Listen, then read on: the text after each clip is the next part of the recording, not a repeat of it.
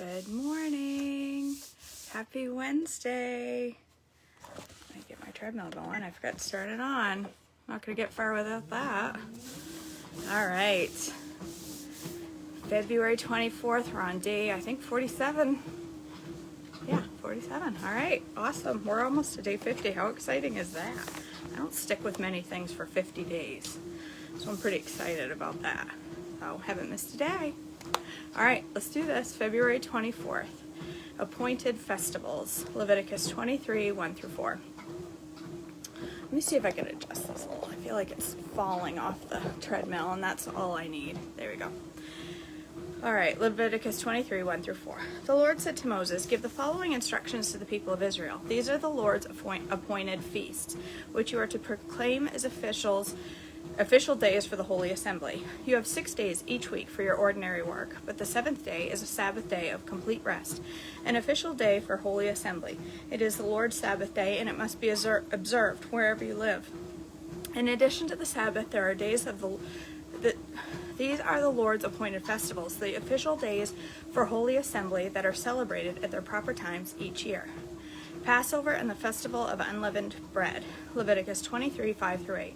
The Lord's Passover begins at sundown on the 14th day of the first month. On the next day, the 15th day of the month, you must begin celebrating the Festival of Unleavened Bread. This festival to the Lord continues for 7 days during that time you must, oh my goodness, I can't read this morning. This festival to the Lord continues for 7 days, and during that time the bread you eat must be made without yeast. On the first day of the festival, all the people must stop their ordinary work and observe an official day for Holy Assembly. For 7 days, you must present special gifts to the Lord. On the seventh day, the people must again stop all of their ordinary work to observe an official day for Holy Assembly. The Festival of First Fruits, Leviticus 23, 9 through 14. Then the Lord said to Moses, "Give the following instructions to the people of Israel. When you enter the land I am giving you, and you harvest its first crops, bring the priest a bundle of grain from the first cutting of your grain harvest. On the Sabbath day, the priest will lift it up before the Lord, so it may be accepted on your behalf. On the same day you must sacrifice a 1-year-old male lamb with no defects as a burnt offering to the Lord. With it you must present a grain offering consisting of 4 quarts of choice flour moistened with olive oil. It will be a special gift, a pleasing aroma to the Lord. You must also offer 1 quart of wine as a liquid offering. Do not eat any bread or roasted grain or fresh kernels on that day until you bring this offering to your God. This is a permanent law for you, and it must be observed from generation to generation wherever you live." Good morning, Lori. Good morning, Michelle. The Festival of Harvest, Leviticus 23, 15 through 22. From the day after the Sabbath, the day you bring the bundle of grain to be lifted up as a special offering, count off 7 full weeks, even counting until the day after the Sabbath, 50 days later. Then present an offering of new grain to the Lord from wherever you live. Bring 2 loaves of bread to be lifted up before the Lord as a special offering. Make these loaves from 4 quarts of choice flour and bake them without yeast. They will be an offering to the Lord from the first of your crops. Along with the bread, present a 1-year-old male lamb with no defects, 1 young bull. I read that wrong. Along with the bread, present 7 1-year-old male lambs with no defects, 1 young bull, and 2 rams as a burnt offering to the Lord. These burnt offerings, together with the grain offerings and liquid offerings, will be a special gift, a pleasing aroma to the Lord. Then you must offer 1 male goat as a sin offering, and 2 1-year-old male lambs as a peace offering. The priest will lift up the 2 lambs as a special offering to the Lord, together with the loaves representing the first of your crops. These offerings, which are holy to the Lord, belong to the priests. The same day you will be proclaimed an official day for Holy Assembly, a day on which you do no ordinary work.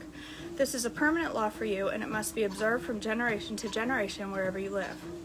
When you harvest crops of your land, do not harvest the grain along the edges of your field, and do not pick up whatever the harvesters drop.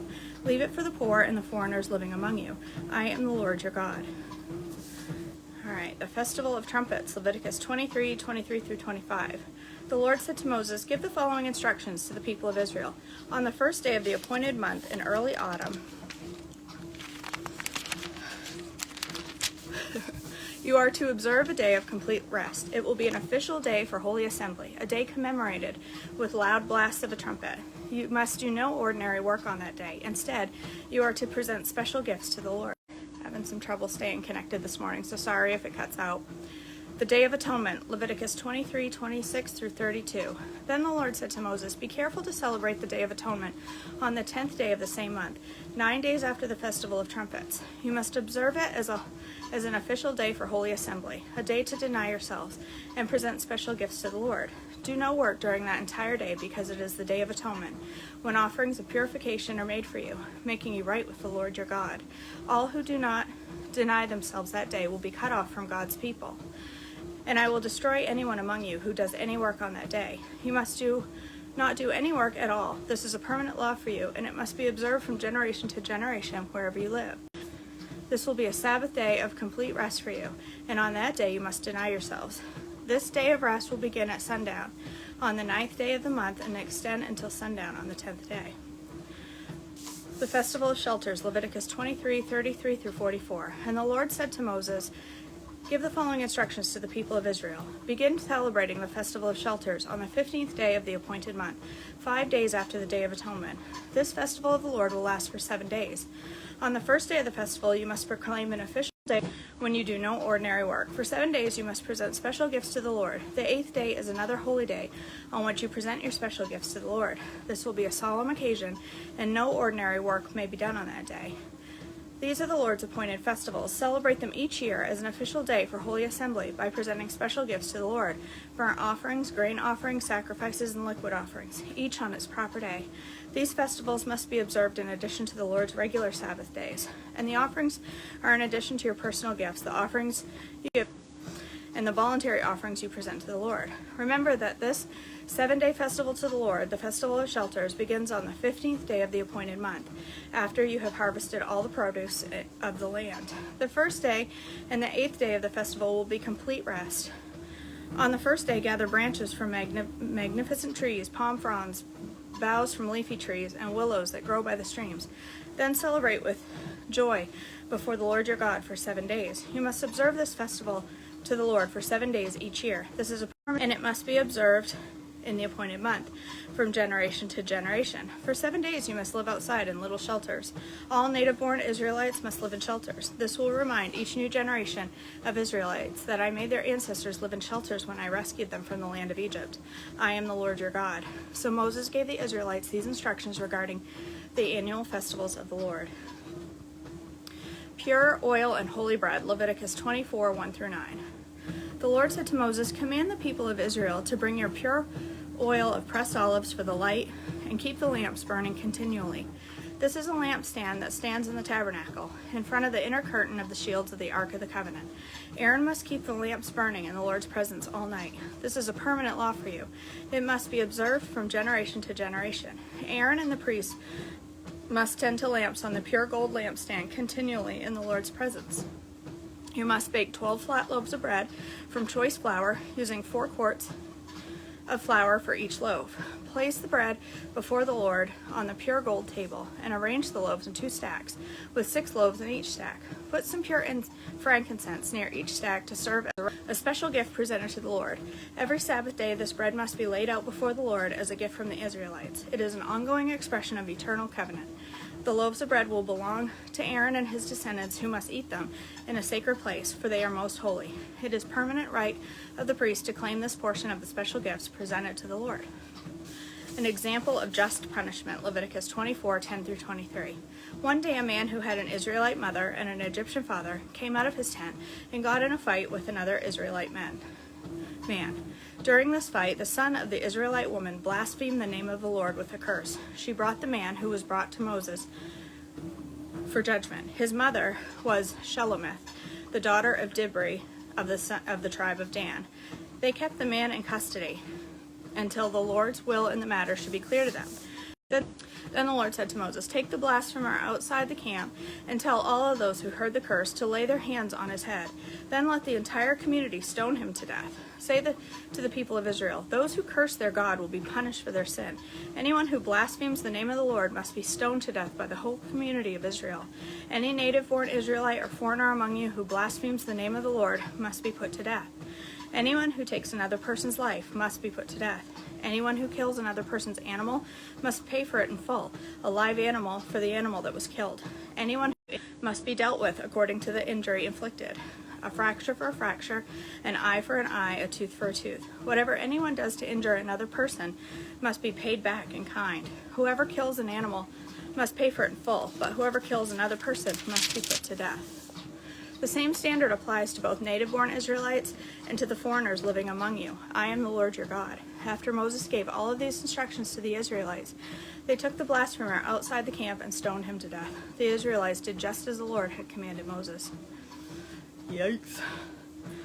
The Sabbath year, Leviticus 25, 1 through 7. While Moses was on Mount Sinai, the Lord said to him, "Give the following instructions to the people of Israel. When you have entered the land I have given itself must observe a Sabbath rest before the Lord every 7th year. For 6 years you may plant your fields and prune your vineyards and harvest your crops, but the 7th year the land must have a Sabbath year of complete rest. It is the Lord's Sabbath. Do not plant your fields or prune your vineyards during that year. Don't store away any crops that grow on their own, or gather the grapes from your unpruned vines. The land must have 1 year of complete rest, but you may eat whatever the land produces on its own during the Sabbath. This applies to you, your male and female servants, your hired workers, and your temporary residents who live with you. Your livestock and the wild animals in your land will also be allowed to eat what the land produces." The year of Jubilee, Leviticus 25, 8 through 23. In addition, you must count off 7 Sabbath years, 7 sets of 7 years, adding up to 49 years in all. Then on the day of... Sorry if it's going in and out. I keep getting a notification that it's disconnected, and then it comes back. Alright, then on the Day of Atonement, the 50th year, blow the ram's horn loud and long throughout the land. Set this year apart as a holy time, a time to proclaim freedom throughout the land for all who live there. It will be a jubilee year for you, when each of you may return to the land that belonged to your ancestors and return to your own clan. The 50th year will be a jubilee for you.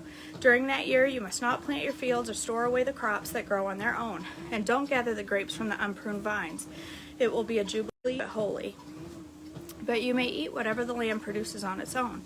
In the year of Jubilee, each of you may return to the land that belonged to your ancestors. When you make an agreement with your neighbor to buy or sell property, you must not take advantage of each other. When you buy land from your neighbor, the price you pay must be based on the number of years since the last Jubilee.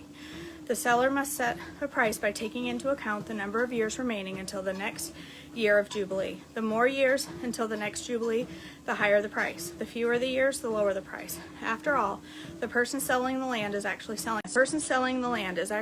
you a certain number of harvests. Show your fear of God by not taking advantage of each other. I am the Lord your God. If you want to live securely in your land, follow my decrees and obey my regulations. Then the land will yield large crops, and you will eat your fill and live securely in it. But you might ask, what will we eat during the 7th year, since we are not allowed to plant or harvest crops that year? Be assured that I will send my blessing for you in the 6th year, so the land will produce a crop large enough for 3 years. When you plant your fields in the 8th year, you will still be eating from the large crop of the 6th year. In fact, you will still be eating from that large crop when the new crop is harvested in the 9th year. The land must never be sold on a permanent basis, for the land belongs to me. You are foreigners. You are only foreigners and tenant farmers working for me. All right, that's it. February 24th. All right, that's it for today. That's 14 minutes. Easy peasy. Easy peasy. All right, I'm going to go upstairs and make some food. I don't know that it's going to be breakfast, but there will be food. So, all right. I love you all. Thanks for watching. Thanks for joining in. I hope you're following along. And if you need a Bible, I definitely recommend this one. I have the link for it if you need it. I'm really enjoying this chronological. It's very easy to understand and follow along. and I can appreciate that. So, and it's easy to read, which I can also appreciate while I'm trying to walk. So, all right, I love you all. I will talk to you soon. Have a blessed Wednesday. I don't know. I think it's Wednesday. Yeah, Wednesday. All right. Have a great day. All right, Lori, I'll send you the link. All right. Have a wonderful day. Bye, guys.